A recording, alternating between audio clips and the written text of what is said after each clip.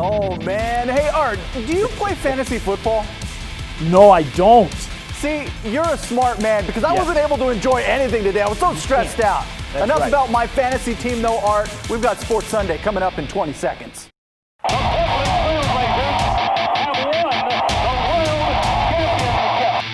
Portland is the 18th team in Major League Soccer.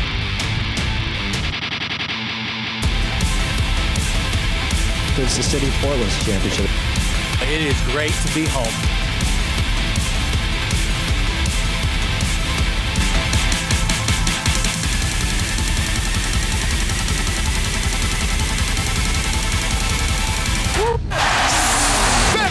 Sports Sunday with Orlando Sanchez. Oh, it's so good to be back. What is good, everyone? Welcome to Sports Sunday. My name is Orlando. Art Edwards, socially distant game, strong as usual. I have no idea where you're at, man. What is going on? Man, I'm in Australia today. 90 degrees and sunny, and I'm getting ready to play cricket. The Big Bash League is starting up. I had no idea, Art. Look at that. Well, I'm glad you have a front row seat for it, but I need you back here at the station for just a little while, all right, man? Oh, yeah. Okay. I'm ready. Well, we've got a stacked show tonight. Rip City fired up after opening the preseason in a strong way on Friday. Well, folks, Nurk, Rodney Hood, they made their debuts tonight. Plus, it's become one of the marquee events every year in women's college hoops. Round one of the Ducks versus Beavers in Corvallis. And Seahawks fans finally get the blowout they've been looking for. What's ahead as Seattle makes its push towards the playoffs. But we've got to start with championship week in the Pac-12. The schedule is set. So who are the Ducks playing? How about the Beavers?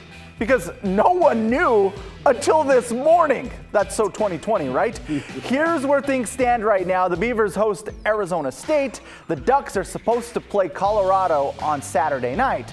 But that game is in Los Angeles, not Boulder. You still following me? Well, yeah. There's a reason behind that. Washington and USC are set to play Friday night in the Pac-12 title game. But if the Huskies can't go because of COVID-19, the Ducks will take their place in the championship. And that's a realistic possibility since the Huskies missed their last game due to COVID cases. So, Art, there were lots of upset Ducks fans this weekend. What do you think about the 3-1 Washington Huskies that didn't have to leave Seattle, get into the Pac-12 championship? Well, I think they just got lucky with everything, as far as that stuff playing out. But you know what? They only have one loss. They're 3-1. They have the best record in the North. They need to be in that Pac-12 championship game if they can play it. Okay, Art, so is this a reasonable solution for the Pac-12 conference? And did they get this thing right? Well, I don't know that they had a whole lot of choice. You know what?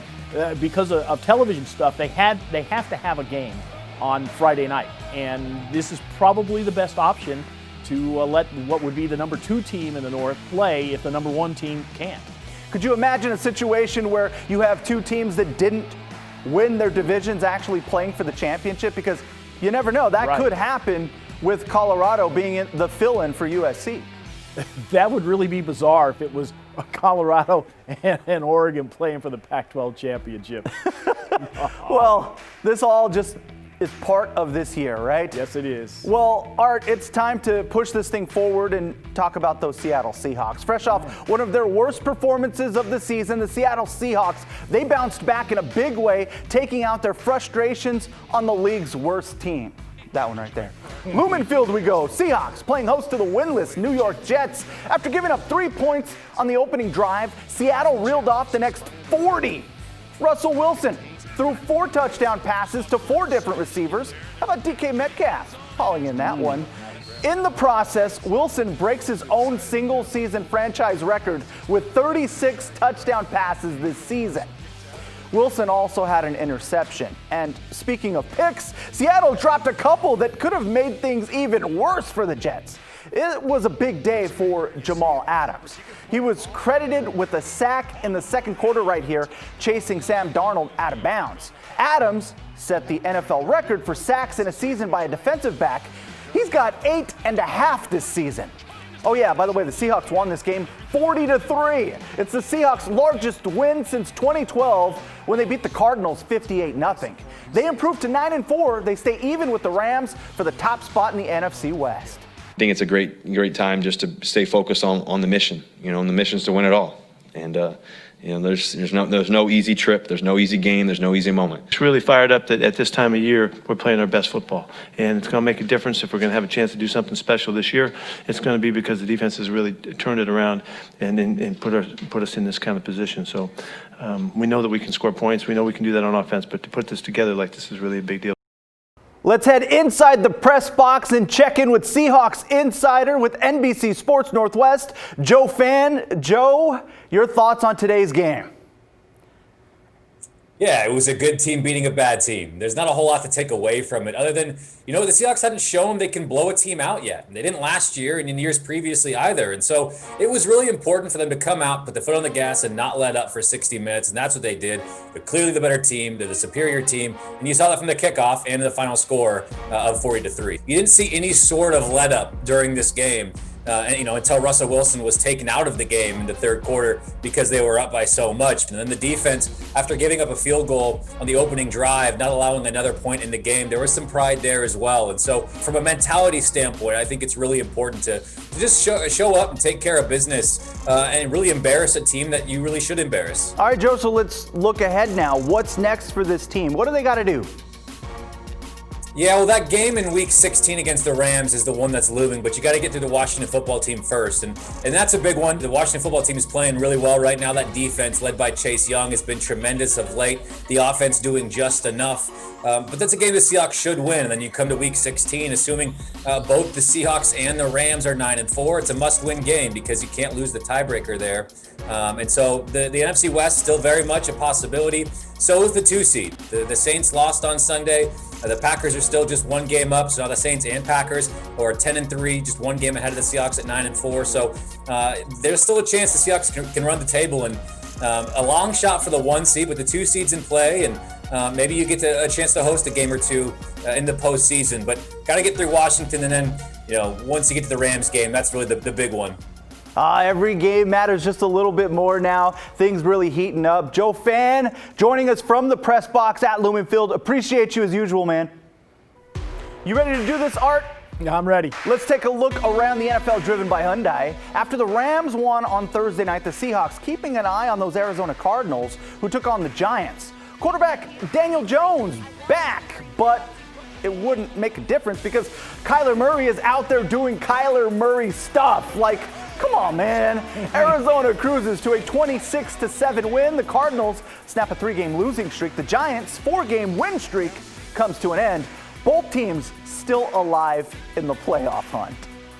All right, we're going to travel now from the Meadowlands to Miami. The Chiefs are looking to claim the AFC West today on the road against the surprising Dolphins. Patrick Mahomes, he's looking to pad the stat sheet today. Oh, he does that. Yeah, and he came through big time, especially when the Chiefs needed him. Perfect pass to a streaking Tyreek Hill for the touchdown.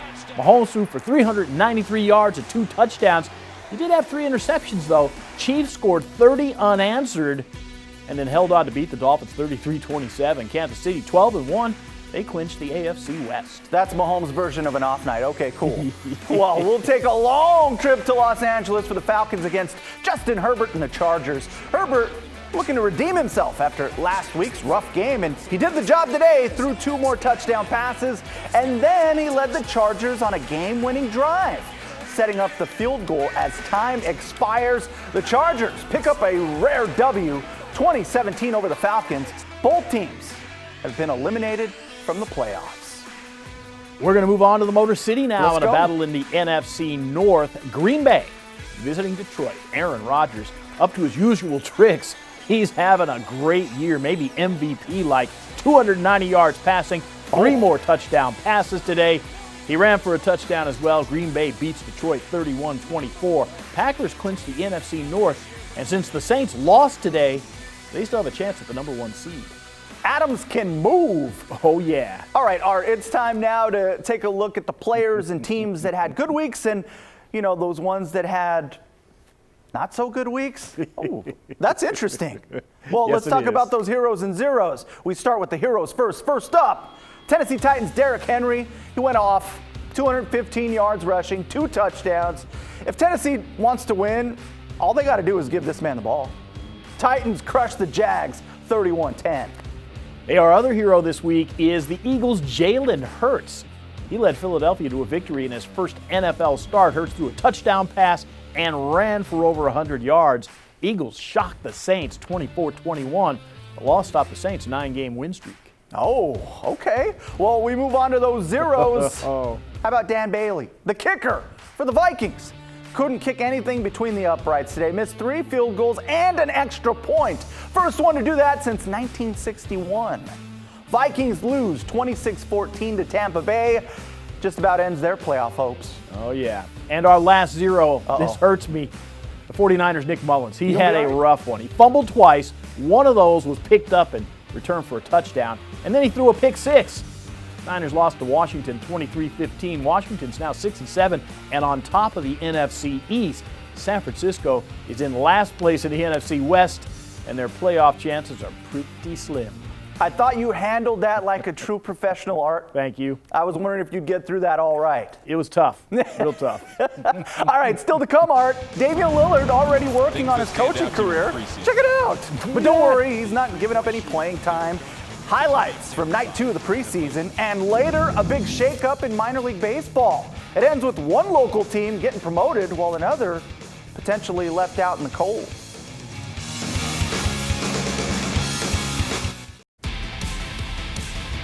Welcome back. Let's talk a little Rip City. The Blazers hosting Sacramento for Game 2 of the NBA preseason. Best news tonight, a couple of starters from last year back out on the court. One of them right here, center Jusuf Nurkic.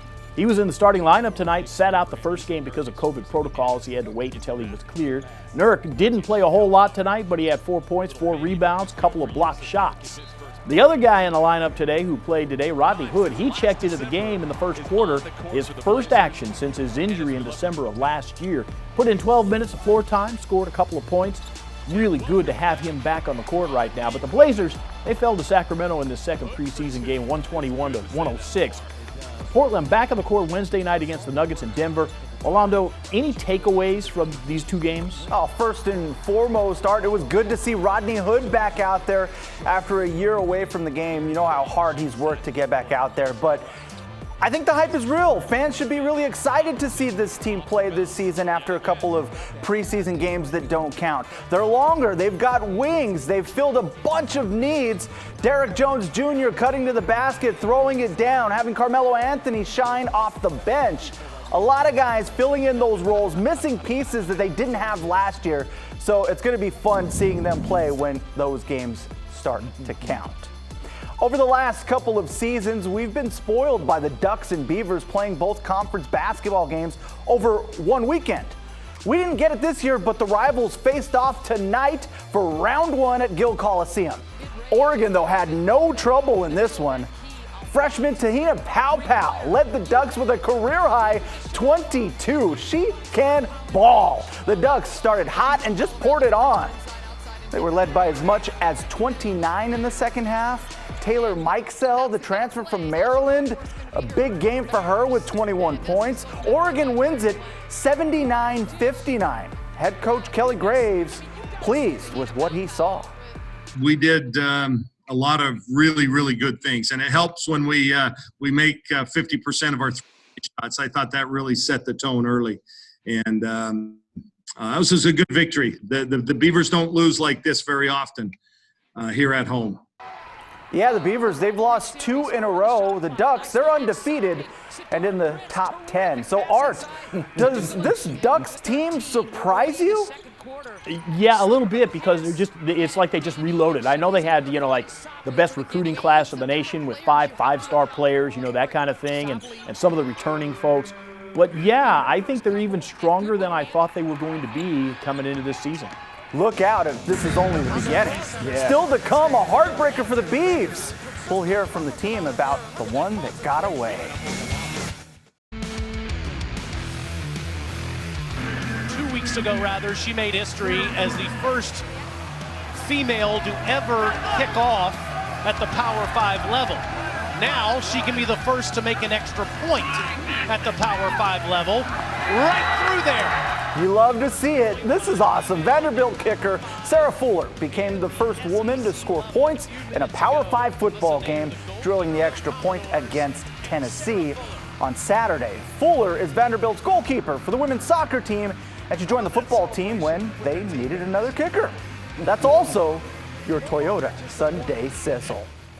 Welcome back. Oregon State just can't figure out how to beat Stanford on the football field. The Beavers have now lost 11 in a row against the Cardinals. This one is going to sting. Redshirt sophomore Chance Nolan making his second start at quarterback, replacing the injured Tristan Gebbia. And Nolan, he proved he can deliver. The man was dropping dimes, threw for 3 touchdowns. It was a back-and-forth game that came down to the final minute. Beavers trailing by 3, marching down the field, 33 seconds left, and Nolan making it happen with his feet until the ball pops out. Stanford recovers. Oregon State loses a heartbreaker. Final count 27-24. Beavs fall to 2-4 on the season. Winning's hard, and it's tough. There's no other way to sugarcoat this thing. I mean, these guys have been working to win games, and we haven't won as many as we have liked, and so it hurts. We were right there. We're a couple plays here or there away from beating these guys, and I think it's just it's kind of a sour taste in our mouth after this one. But I think there's a lot of things that we can build on. They've got the right attitude, keep pushing, they're right there. The Beavers get one more game at Reser Stadium. They'll host Arizona State Saturday night at 7:30. On to a little baseball news now. The Hillsboro Hops baseball team moving up a level in the minor leagues. They got an offer to become the Arizona Diamondbacks single-A advanced team. That means they'll play a full schedule next season in April, starting in April instead of June. Before now, they just played the short season. They'll still be in the Northwest League, which is dropping from 8 teams down to 6. Now, one of those teams that's dropping out is the Salem Kaiser Volcanoes, and their future is in limbo right now. The team is no longer going to be affiliated with the San Francisco Giants. They're one of about 40 teams to lose their MLB affiliations. The team's CEO, Mickey Walker, says Major League Baseball reached out to those teams and says that they were told that they will not leave the Salem Kaiser area. We'll be right back. Do you see this, Art? Former NFL quarterback Colin Kaepernick and Ben & Jerry's, they've teamed up to create a new ice cream. Change the World will be available early next year. Proceeds from the non-dairy, vegan, frozen dessert will go to help support Kaepernick's Know Your Rights camp, an organization dedicated to work towards social change. Change the World is caramel and sunflower butter based and includes fudge chips with graham cracker and chocolate cookie swirls. Art, are you an ice cream man? Yeah, I like real ice cream, not vegan. That vegan ice cream, that's not ice cream. That's something else. I was wondering about that, man. I'll get some for my wife and daughter. They'll eat the vegan stuff. So that's good, man. Obviously, ice cream is my weakness, man.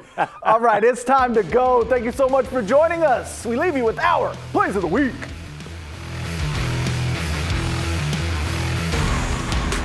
Already it's go time. Lights, camera, action. Showtime. Champion, my flag is down. Free play for Oregon State. It's the end zone. Touchdown. There's Ali with 3 on the timer, putting up and cans it. Wow. Now she can be the first to make an extra point at the Power 5 level. Right through there.